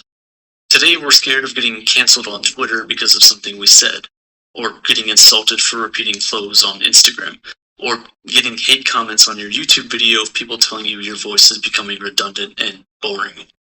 You see, this feeling of being ostracized has worsened woefully because of social media. By creating likes and dislikes, we brought to light this need to feel validated and seen. In an instant, you can see just how many people support you, and that number can be addicting. It gets to the point where we stop saying what we really want to say, and instead start saying the things we know will get us the most likes. Before you know it, you're posting certain thoughts, photos, and writing specific statements to get that attention and validation from others. How many times have you seen your favorite influencers and creators online suddenly sell out? Where it feels like they're no longer authentic, only doing or saying the things they know will please the algorithm. I made a video about Unit 731 and the despicable things the Japanese government did in the Second World War. However, because it was not advertiser-friendly content, according to YouTube, the video didn't perform extremely well, and that's fine. This is the kind of ostracization and social conditioning that makes people fall in line and stop saying anything that might offend the people with money. It's like they tell you there's freedom of speech, but only when your microphone is turned off. Growing up, I always felt different. Of course, I had friends and wanted to be part of the social group. But I had questions about the universe that people just didn't like to discuss. Who wants to talk about death and the afterlife on the school playground, after all? Because of that, I felt different from everyone else, like a piece of a puzzle, but from another set. And so I grew up worried that everyone would look at me as weird and different. So I tried my best to hide my existential dread to fit in like everyone else. If you're watching this video right now, there's a high chance that you were also once a kid like me who was so worried about being disliked that you shield the real you just so you wouldn't be thought of as different. If you're still in that position, listen. Stop caring so much about what other people think and start living your life authentically. Yes, caring what others think is healthy. However, it becomes hurtful when we try to change ourselves just to be liked by others. You would enjoy your time on this floating rock far more if you choose to live your authentic self. And if someone rejects you because of it, you'll know that they were never meant for you in the first place. Now, if that sounds like a lofty dream and not really grounded in reality, I understand. Because the sad truth of this entire thing is that we do need to be judged fairly by others. At its core, that's what makes our society work. We agree that something is law, and whoever breaks it gets judged. We agree on certain moral principles, and whoever breaks them gets socially ostracized. We're judged at our places of work, in school, in our society as a whole. As sad as it sounds, gossip and ostracism help the greater good of the group. In 2014, Stanford professor Rob Willard led a study that explored the relation of gossip and ostracism to the harmony and functionality of experimental groups. In this study, Rob found out that groups that allowed their members to gossip and vote out underperforming members were able to sustain cooperation and prevent selfishness much better than groups that weren't allowed to do so. When we think of ostracism, we almost always see it in a bad light. However, this study proves that it does have a much more important role in preventing the weak and vulnerable from being bullied and ridden upon. Have you ever been in a group for a school project, only to quickly realize that there's one person who just wouldn't do anything because they know the group will pick up their slack? How's that make you feel? Now imagine you could remove these people from the group and then gossip to other groups about how bad of a team player they are. It might seem harsh at first, but because of our innate fear of being ostracized, more often than not, these people would see the reality of what they're doing, and actually act better when re-invited into the group. It also prevents these selfish people from exploiting the more vulnerable people in the group and allows them to reach their full potential without fear of being taken advantage of. The researchers concluded that exclusion compelled participants to conform to the more cooperative behavior of the rest of the group. So yes, we need to be good team players for the proper functioning of society. However, being part of a group should never be at the expense of our own individuality. We should never get so scared of being ostracized that we do not say the things that matter to us for the fear of being judged. We need to realize that we will get to a point in our lives where we'll begin to assess everything that we've been taught as children. When you start to outgrow old beliefs and walk into new ones, do not be held back by the fear of what everyone who you grew up with would think. Caring about what other people think is necessary for the proper functioning of society. But when caring what other people think affects our abilities to make decisions for ourselves, that's when you need to pause and reconsider. You're a person with their own thoughts, ideas, dreams, and goals. Don't let the fear of being disliked hold you back from expressing that. You want to drop out of school to become a comedian? What would people think? You want to start a YouTube channel? What would people think? You want to be with someone from a different culture or religion? What would people think? This one question holds so many people back from doing what they love. It's like a chain that binds our neck and leaves us no room to breathe. We're like circus elephants, held back by a rope that might only exist in our imagination.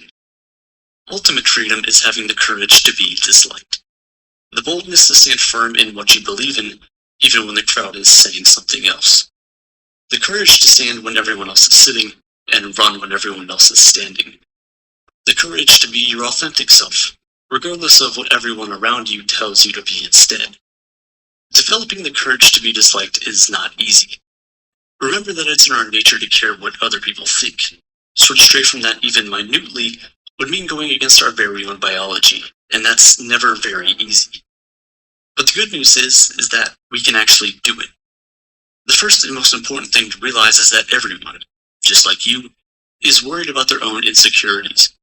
When we go out into the world, we're often so consumed with our own insecurities that we feel like everyone else is thinking about us and condemning us. But the reality is, more often than not, just like you, people are so worried about themselves that they aren't really thinking about anyone else.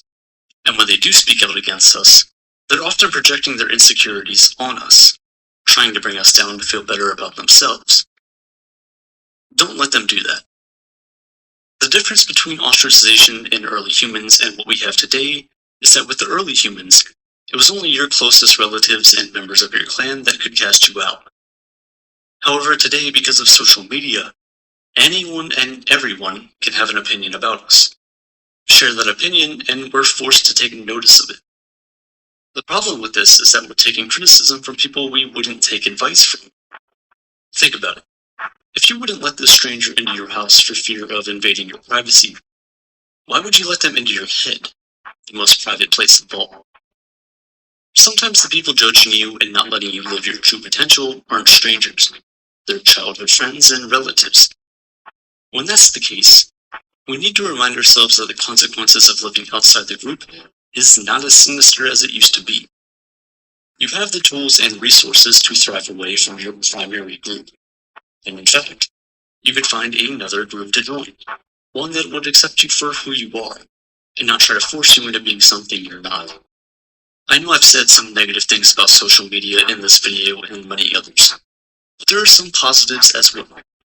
In this scenario where you no longer feel part of the group you were born into or grew up in, the internet offers you a community of people who are willing to accept you from all over the world.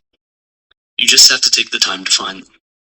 Lao Tzu wrote in Tao Te Ching, "Care about people's approval, and you will be their prisoner." The courage to be disliked is the key that opens the prison doors and sets you free to be the person you've always wanted to be. For some reason, while we're asleep, our brain makes up stories only to get scared of them and then wake us up, which seems really counterintuitive. In nightmares, how does your body replicate the feeling of falling from a building when you've never actually fallen like that before? I talk about dreams a lot and how much weird stuff happens in them. But have you ever really considered the thought that you've probably done some really weird stuff in somebody else's dream at some point? They probably don't remember it though. I mean, I really don't remember any of my dreams. How many dreams can you actually remember right now? You've lost thousands of days of your memory, and that information will most likely never return to your mind. So, is what you actually remember about your life the true story? It all boils down to information, data, numbers. Speaking of numbers, 11% is both 1% and 10% more than 10%. The 60s were now 60 years ago. We're also as close to the 70s in the past as we are to the 70s in the future. Why does saying I'll be there in 18 minutes sound super specific, but saying I'll be there in 15 minutes sounds super generic? Your parents are more closely related to monkeys than you are. Something cooler though is that every single one of us has ancestors who are alive at the same time as every other human that has ever existed. We've fallen off a bit though. You know, us being attracted to people that wear glasses is kind of backwards when you consider natural selection. But you know, it doesn't really matter. Humans aren't immortal. The heart is basically a timer counting downwards until your death. Someone, somewhere, is listening to the last song they'll ever hear, or watching the last movie they'll ever watch, or getting the last haircut they'll ever receive. And there's really no way of knowing. There's a chance that the last picture of yourself you took could also end up being the one that is used for your obituary. Your life could end at any moment.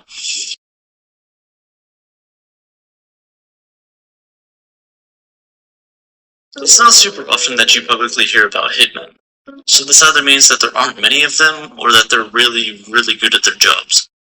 You know, how famous do you have to be actually be assassinated as opposed to just being murdered? Like, am I not important enough? What if you are murdered? Don't worry. Someone thought you were important enough to not exist anymore. So you really did mean something to someone. You lived a great life. Or maybe you didn't. Some people are optimists, others are pessimists. You know, they usually ask, are you a glass half empty or a glass half full person? Well, the easiest way to answer it is this. Did you pour water in or out of it? Maybe it wasn't even filled with water to begin with. If things are going bad, a drink always helps. When you're drinking any alcoholic drink, both you and the drink get drunk. No matter how many failures you have in life, you're still on track to become the world's oldest person. And once you claim that title, you keep it for life. If you want to stay in the running to become the world's oldest person, you need to be healthy. But isn't being healthy technically just the slowest possible way of dying? You know, you spend your entire life collecting people for your funeral. You have no idea if you've lived 20% of your life or 90% of your life. It's weird to think about if you're closer to your birth or your death right now. Life isn't really a journey, it's more of a mission. Birthday cakes explain life pretty well. You start off not knowing what a birthday cake is, and then you figure it out. So you start getting excited for the days where you get birthday cakes. But then eventually you realize you can go out and buy your own birthday cake whenever you want. But then you realize you should probably stop eating so much cake because it's pretty unhealthy for you.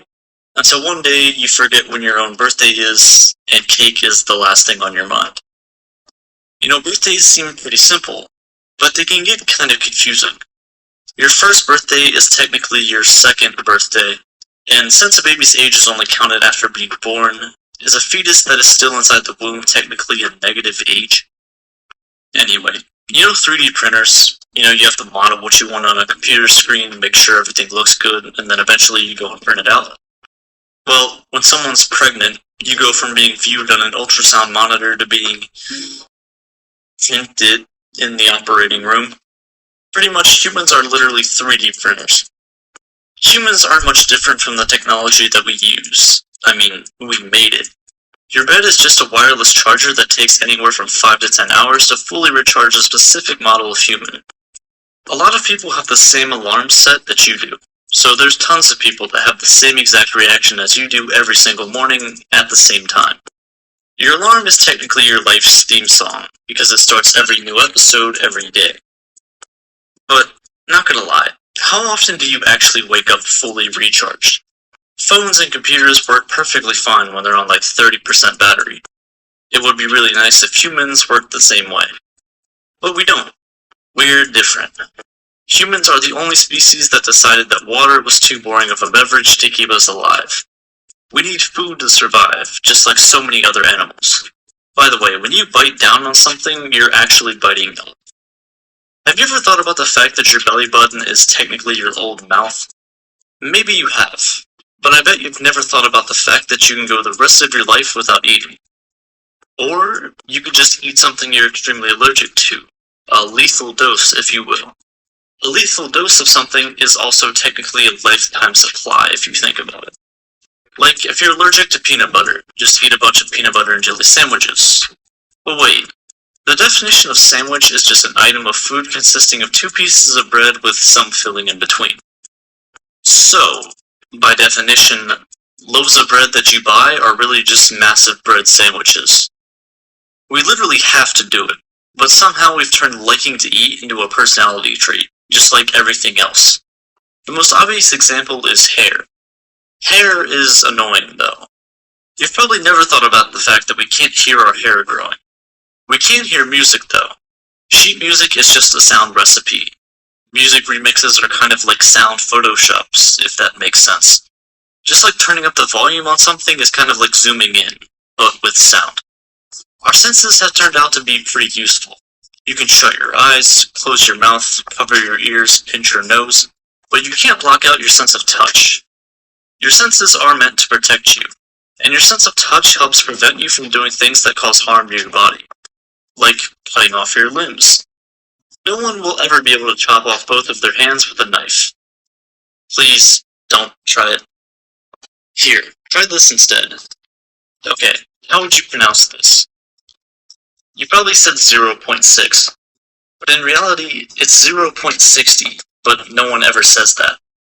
You know, we take the easy way out a lot. We put in the least amount of effort needed into things, especially talking, texting in specific. If your is commonly written as your, then shouldn't your be written as your? Has communication gotten better or worse? We're more connected than ever, but for some reason we put the least amount of effort into communicating with each other. You know, we can communicate with our future selves in many ways. Notes, videos, and so on. Except we can't actually see ourselves. However, we can see our past selves, except we can't communicate with them in any way. It's kind of frustrating. Since a meteor killed off a dominant species on Earth millions of years ago, aren't we technically living in a post-apocalyptic world right now? The same thing could actually happen again. NASA is tracking tens of thousands of near-Earth asteroids that could cause harm to the entire planet.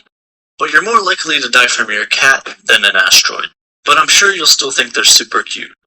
If cats go meow and dogs go woof and ducks go quack, what's the generalized sound that humans make? Dogs are able to legally pee in more places than we are, which is funny. But here's the most depressing thing in the entire video. Most dogs have siblings they'll never see again. There's a lot that we humans don't see though. There are probably areas of Google Earth that no one has ever really zoomed into. Also, if you look at yourself in a mirror from 5 feet away, aren't you technically seeing yourself from 10 feet away? Since light takes time to travel, you're also technically looking at yourself slightly in the past. Being able to see the future would be great. Actually, do caterpillars know they're going to become butterflies, or do they just put themselves in a cocoon while having zero clue what they're doing? Most of us really don't even know what we're doing. We're just out here trying to survive. Your survival in today's world depends on whether or not you can convince people to give you money. Saying, I sold an hour of my life for $15 sounds a lot worse than I make $15 an hour. But that's the reality of the situation. Everything in life just depends on how you look at it. Like, yeah, smoking can be pretty bad. But if cigarette companies cured cancer, cigarette sales will probably increase, which makes everyone happy in the end. You could view stealing as bad, but torrenting things is the most socially acceptable form of stealing, and people do that all the time. Anyway, here's something that blew my mind. You know when people have an audition for something and their friends tell them to break a leg? I just realized they say that because they hope you end up in the cast. It all makes sense now. It's crazy how things can be interpreted differently just based off of how you say it. Saying, have a nice day to someone sounds super friendly and is pretty normal. But saying, enjoy your next 24 hours sounds threatening and will probably have them on edge for the rest of the day.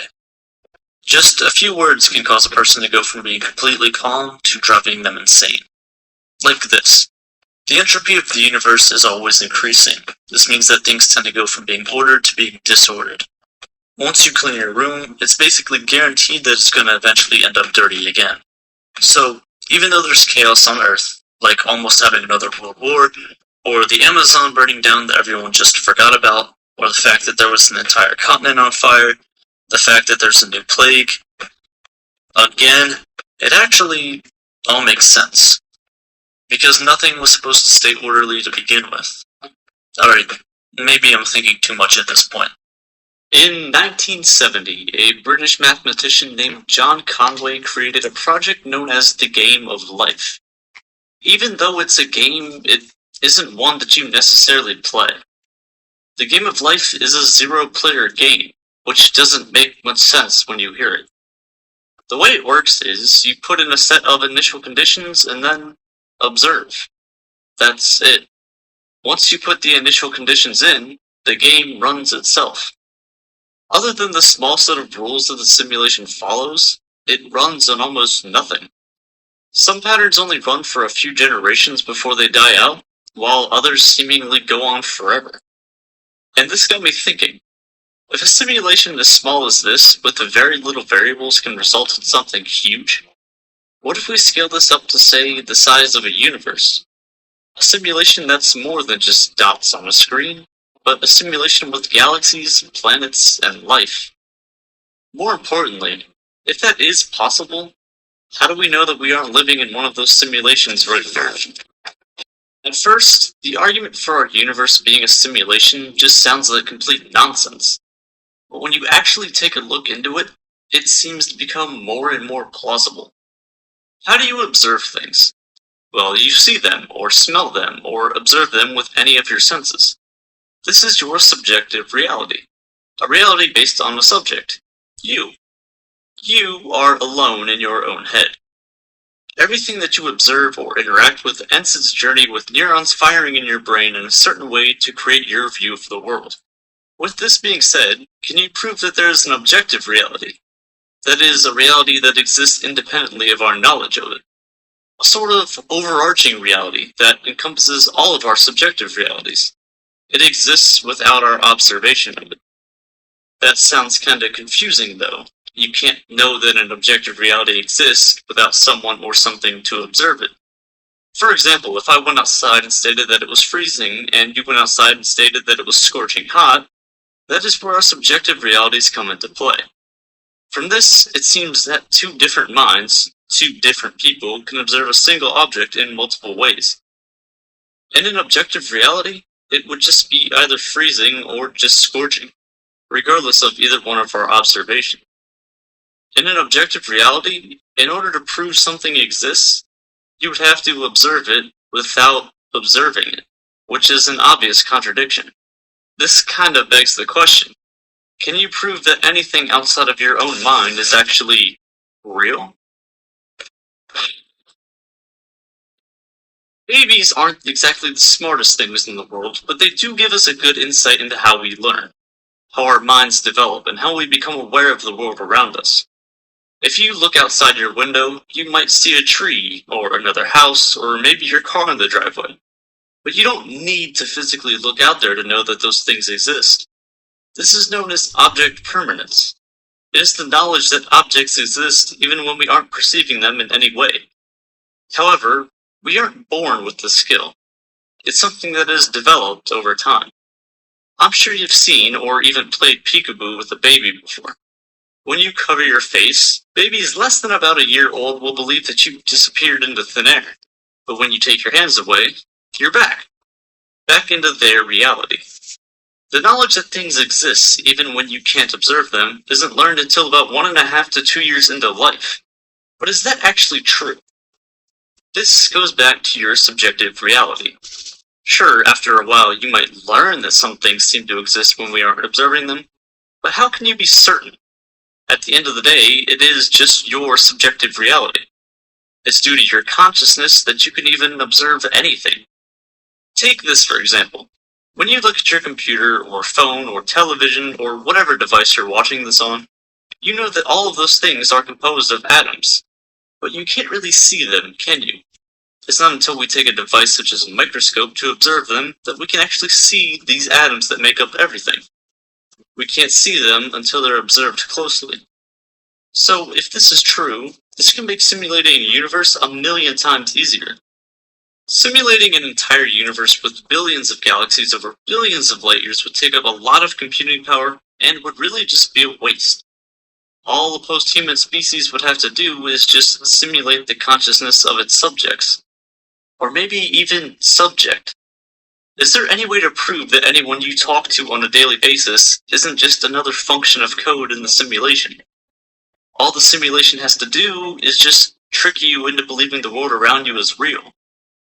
When you play video games, you'll notice that things don't render in completely when you aren't looking at them. It's a waste of power and energy. Since video games are basically simulations of our own, why wouldn't a simulated universe follow a similar strategy? It's a very arrogant statement coming from a human, but hear me out. If a tree falls in the forest and no one is around to hear it, does it make a sound? It's a pretty popular psychological question, and it fits really well here.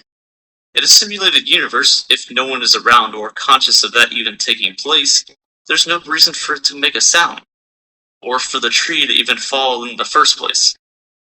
If we stumbled upon that tree later on, it would just be lying on the ground to give the illusion that it fell. If we aren't observing galaxies in the Hubble Deep Field, what's the point of them existing in the simulation at all times? It could be possible that just bits and pieces of what we call the universe exist and are observed at a single time. If we look back at where technology was 100 years ago and compare it to now, you can see an obvious difference. If technology continues to advance at any rate that's greater than 0, then it is possible that in the future, whether it be 100 or 1 million years, that we will eventually have technology with near unlimited computing power. But all I keep talking about is power and energy. How would a civilization even get this kind of power? Remember those creepy Russian dolls that when you open them up, there's another doll inside, and then another and another? There's a concept that's basically that, but on a stellar scale. Take our sun, for example. It's really big and really hot, and it radiates a ton of energy. If we could somehow harness all of that energy, we could use it to simulate millions of universes simultaneously. But how are we supposed to gather all that energy? Using a little something called Matryoshka brains. If an advanced civilization was able to build a megastructure encompassing the sun in multiple layers, just like the dolls, they would have all of the sun's energy at their disposal. A civilization capable of this could most likely do this with multiple stars, and thus will be able to simulate as many universes as they like. We can run simulations on our own computers that project our universe on a large scale. The Illustrious project does this very well. Just like the game of life, the project is much like a zero-player game. Scientists who created the project gave it certain properties that match our universe near the beginning and then just let it run. It's able to project our universe on a large scale very accurately, actually. And that's just with the computing power we have today. In the future, simulations like these will get more and more accurate until eventually, it may even be realistic. However, it cannot be perfect. When we observe atoms and attempt to view electrons or other particles, we cannot know both the position and momentum of these particles with 100% certainty. This is called the Heisenberg uncertainty principle. There's a limit to what we can know about the mass, energy, position, and time of a particle. Meaning that in any simulation, there is no way to accurately represent everything exactly as it was. You can never truly have a perfect simulation of reality. It will always be slightly slower than the actual reality itself, even with an infinite amount of computational power at your disposal. In order to combat this, limits have to be put in place. Tricks and sleight of hand have to be used. A good example is this. If you have an old computer and try to run the newest games on it with 20 Google Chrome tabs open while also listening to music, you'll see an obvious decline in your computer's performance. The old computer doesn't have the computing power necessary to handle all of that strain, so it slows down. Now, think of black holes. When you're around that much matter in one place, that much information in one spot, time literally slows down. It's as if whoever created the simulation slowed down parts of the simulation to keep the energy required low. Could this be an explanation for the speed of light? Could this be the speed of computation of whatever simulation we may be in? There's no way to tell, and all of this is theoretical, and to be honest, insane. But it doesn't mean we shouldn't think about it. It could actually help answer some of the most sought-out questions we ask. For example, the Fermi paradox. When we look out into the universe, we don't see any other signs of life. Are we really alone? Are we just a glitch in the simulation, or are we just not looking hard enough? Take the creatures that exist at the bottom of our oceans. Are they aware that we humans even exist? Are they aware of anything outside of their immediate vicinity? Do they know that they're living on a big rock floating around a hot ball of gas orbiting some big black hole of death in the center of the galaxy that sucks anything and everything in? Probably not. What if we're just like those creatures, but the furthest that we can observe or are aware of is what we call the observable universe? Perhaps the universe cannot exist without conscious minds to observe it. The idea of simulated universes could also explain the multiverse theory. The idea of a multiverse is just that, multiple universes, or perhaps infinite universes. In many situations, when there's a high chance of someone getting killed or someone has a near-death experience, they are reported to have said that their life flashed before their eyes. Their most special moments and memories from their life all comes rushing back to them in an instant. Researchers from Hadassah University in Jerusalem analyzed multiple cases of people who experienced these near-death experiences. In almost all of these cases, those being interviewed stated that they had lost all sense of time. One of them wrote, "There is not a linear progression. There is a lack of time limits. It was like being there for centuries. It happened all at once, or some experiences within my near-death experience were going on at the same time as others, though my human mind separates them into different events." Another respondent stated, "I could individually go into each person and feel the pain that they had in their life. I was allowed to see that part of them and feel for myself what they felt." When people experienced these things, it was as if they were living another life.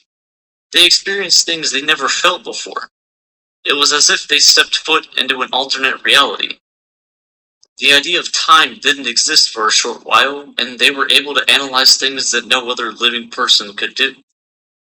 When you're talking with a friend and have that weird deja vu feeling that you've had the same conversation before, or that you've experienced exactly what they're feeling without actually having been through it, perhaps you, in another universe or another simulation, actually had that same thing happen to you.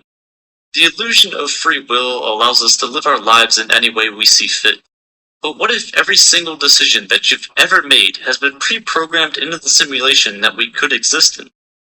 Every decision you make branches you off into a parallel universe, a parallel simulation, where every choice that you have ever made has led you to this exact very moment.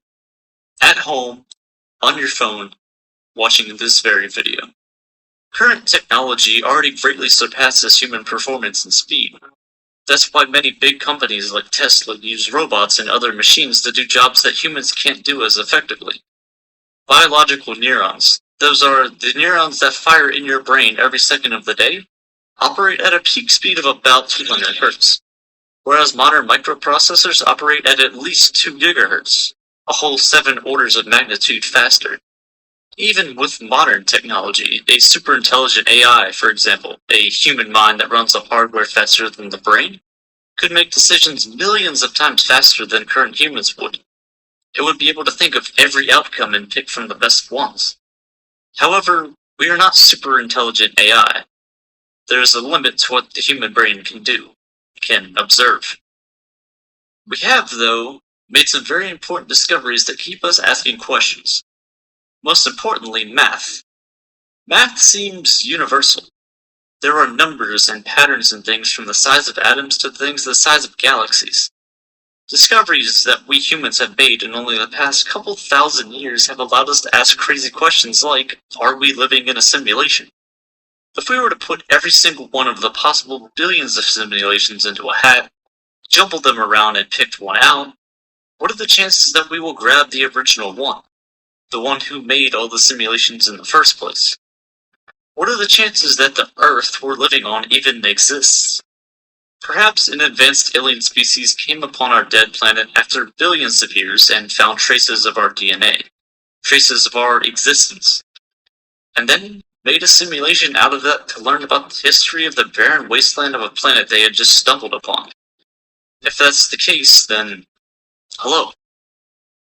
We can never know for sure. All we can do is observe and hope that our game of life is one that we can win.